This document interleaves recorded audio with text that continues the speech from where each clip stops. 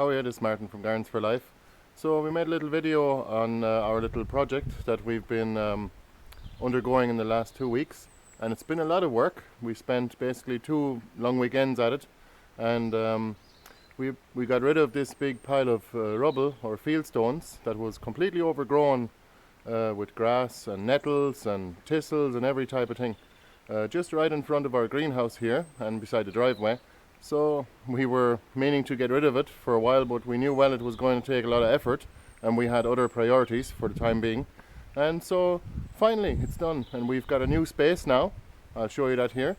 And we've got a lot of room for activities now, and we're going to also be planting a few bits and pieces in this new area.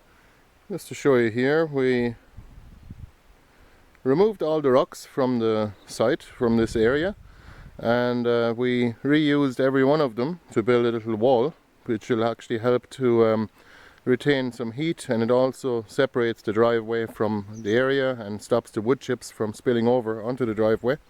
And we've leveled the ground towards the greenhouse, kind of sloping towards the greenhouse, covered it in cardboard and in wood chips. So now we're going to be able to plant basically anywhere we put down the cardboard, except for the path. We actually used plastic here because it's permanent anyway, so we didn't mind.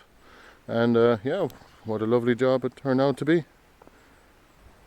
Yeah, so we're only going to plant a select few plants in this area, only very special ones, and probably like a Magnolia and a white Fuchsia.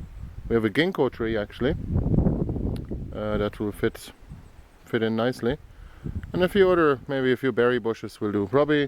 We'll probably plant rhubarb all along this edge here, because it's actually the north facing edge right in front of this elderberry tree. And there's some raspberries in the background. So here's a little bit on the construction of it.